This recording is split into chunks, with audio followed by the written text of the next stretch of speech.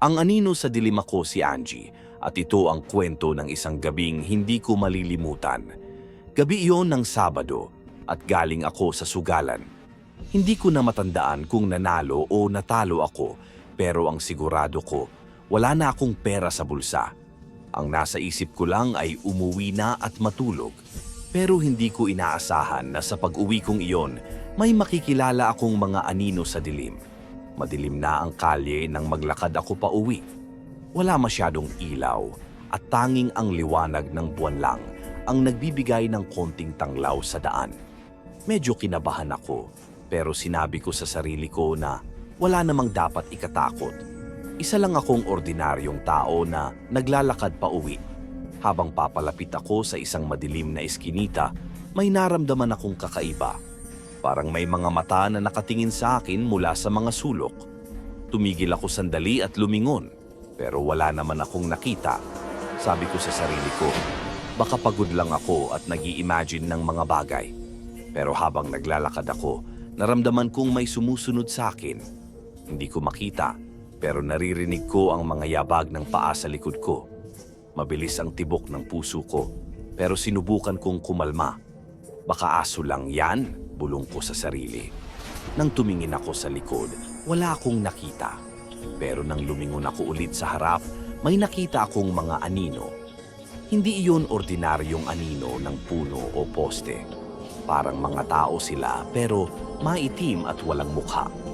Nakatayo lang sila sa gitna ng daan, tila hinihintay ako. Sinong mga yan? Tanong ko sa sarili, pero walang sumagot. Tumigil ako at sinubukang lumiko sa ibang direksyon. Pero saan man ako pumunta, nariyan pa rin sila. Parang binabantayan nila ako. Naramdaman kong lumalamig ang katawan ko at hindi ko alam kung dapat ba akong tumakbo o manatili. Bigla, may narinig akong boses. Mahina, parang bulong. Angie, tulungan mo kami. Napalingon ako sa direksyon ng boses pero wala akong nakita kundi ang mga anino.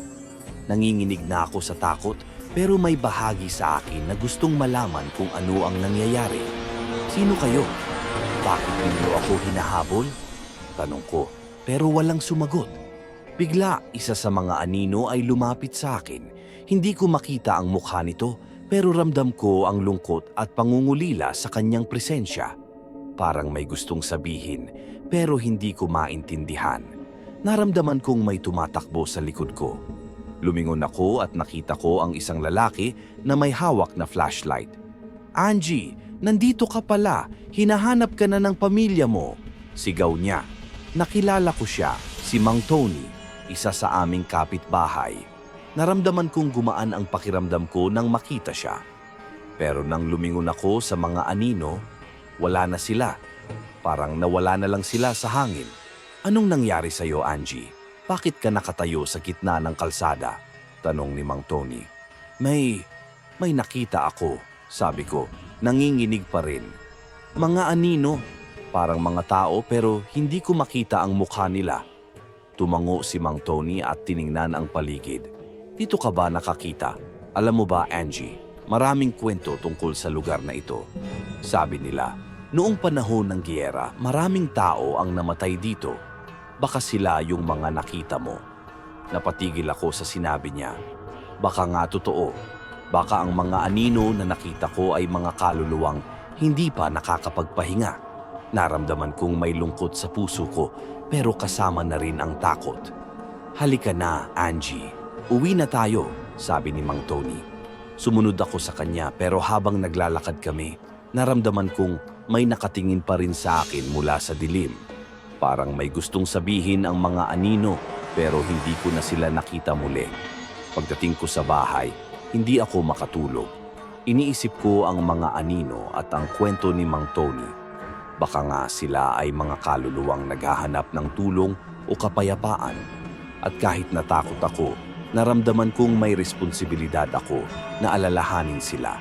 Kaya mula noon, tuwing gabi, nagdadasal ako para sa mga kaluluwang nawala sa lugar na iyon. Sana, sa pamamagitan ng aking mga dasal, mahanap nila ang kapayapaan na kanilang hinahanap. Moral ng kwento, may mga bagay sa mundo na hindi natin lubos na mauunawaan, pero hindi ibig sabihin na wala silang saysay. Ang pagiging mapagmalasakit at mapagkumbaba kahit sa mga bagay na hindi natin nakikita ay maaaring magdulot ng kapayapaan sa ating sarili at sa iba.